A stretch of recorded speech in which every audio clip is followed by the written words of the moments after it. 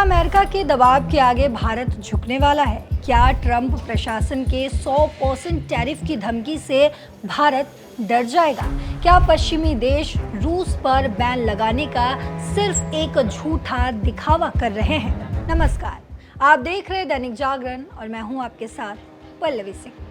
दोस्तों, जरा सोचिए, एक तरफ जहां अमेरिका और यूरोपीय देश रूस पर कड़े से कड़े प्रतिबंध लगाने का दावा करते हैं, तो वहीं दूसरी तरफ वही देश भारत की रिफाइनरियों से तेल खरीदने के लिए लाइन में खड़े रहते हैं। जी हाँ, अमेरिका की तमाम धमकियों और चेतावनियों को किनारे करते हुए भारत ने एक बार फिर पूरी दुनिया को ये साफ संदेश दे दिया है कि देश की ऊर्जा ज़रूरतें और अपना हित ही हमारे लिए सबसे पहले है। Centre for research on energy and clean air यानी कि CREA की एक ताज़ा रिपोर्ट ने पूरी दुनिया में हलचल मचा दी है। इस रिपोर्ट के मुताबिक आपको बता दूं कि जुलाई के महीने में भारत ने रूस से सस्ता कच्चा तेल खरीदने का एक नया रिकॉर्ड बना दिया है। ये लगातार दूसरा महीना है जब भारत ने इतने बड़े पैमाने पर रूसी तेल का आयात किया है। सबसे हैरान करने वाली बात तो ये है कि ये बम्पर खरीदारी उस वक्त हुई है जब अमेरिकी छूट खत्म हो चुकी है और ट्रंप प्रशासन एक ऐसा बिल लाने की तैयारी में है जिससे रूस से तेल खरीदने वाले देशों पर 100% तक टैरिफ लगाया जा सके। लेकिन भारत ने अमेरिका की इस गीदड़ भभकी को पूरी तरह से नज़रअंदाज कर दिया है। अगर आंकड़ों की नज़र से समझें तो जुलाई में भारत ने रूस से करीब 5.5 अरब यूरो का कच्चा तेल खरीदा है।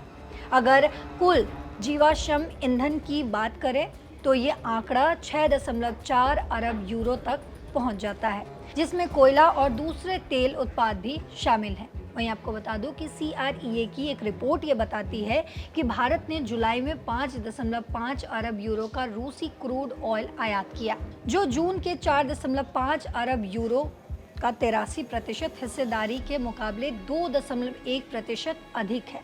जुलाई में भारत ने रूस से कुल 6.4 अरब यूरो का जीवाश्म ईंधन यानी कि फॉसिल फ्यूल खरीदा, जिसमें 87% यानी 5.5 अरब यूरो सिर्फ कच्चे तेल का था। इसके अलावा 512 मिलियन यूरो का कोयला और 341 मिलियन यूरो के तेल उत्पाद भी खरीदे गए।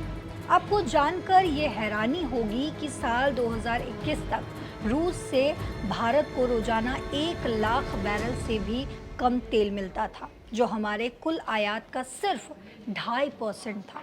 लेकिन आज तस्वीरें पूरी तरह से बदल चुकी हैं। जुलाई 2026 में भारत ने रूस से रोजाना 2.8 मिलियन बैरल यानी कि 28 लाख बैरल कच्चा तेल खरीदा है।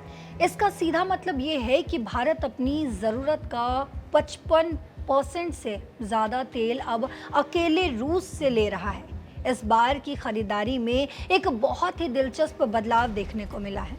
आमतौर पर जामनगर और पारादीप जैसे बड़े पोर्ट्स पर सबसे ज़्यादा तेल उतरता था, लेकिन जुलाई में मुंद्रा, वाडिनार और मुंबई जैसे छोटे बंदरगाहों ने मोर्चा संभाला और यहाँ तेल के आयात में भारी उछाल दर्ज किया गया। और इतना ही नहीं, पश्चिमी देशों ने रूसी तेल पर जो प्राइस कैप लगाया था, भारत की इस खरीदारी ने उसकी भी हवा निकाल दी है।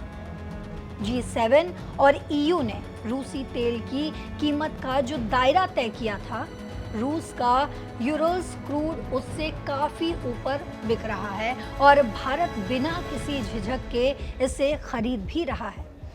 अब बात करते हैं इस पुरानी कहानी के सबसे बड़े विरोधाभास और पश्चिमी देशों के दोहरे रवैये की। जो अमेरिका और यूरोपीय देश रूस पर कड़े प्रतिबंध लगाने का ढिंढोरा पीटते हैं, वही देश भारत से रिफाइंड तेल खरीद रहे हैं। जुलाई में भारत की रिफाइनरियों में तैयार हुआ वही तेल अमेरिका, ऑस्ट्रेलिया और यूरोप के बाजारों तक पहुंचा, जिसे रूसी कच्चे तेल को प्रोसेस करके बनाया गया था। यूरोप में रूसी क्रूड से बने प्रोडक्ट्स पर बैन होने के बावजूद भारतीय जहाज़ों ने उनके बंदरगाहों पर लंगर डाला। ये पूरी स्थिति साबित करती है कि भारत अब सिर्फ एक साधारण खरीदार नहीं रह गया है, बल्कि दुनिया का एक बहुत बड़ा रिफाइनिंग हब बन चुका है। वहीं पश्चिमी देश दुनिया के सामने भले ही रूस पर बैन का दिखावा करें, लेकिन पर्दे के पीछे से अपनी ज़रूरतें पूरी करने के लिए उन्हें भारत के ही रिफाइंड तेल पर निर्भर रहना पड़ रहा है। भारत ने अपनी मजबूत विदेश नीति से ये साफ कर दिया है कि वो किसी के दबाव में आकर अपने देश के लोगों का नुकसान नहीं होने देगा। अब आप इस पूरी स्थिति पर क्या सोचते हैं? क्या भारत का ये साहसी कदम वैश्विक कूटनीति में उसकी बढ़ती ताकत को दर्शाता है?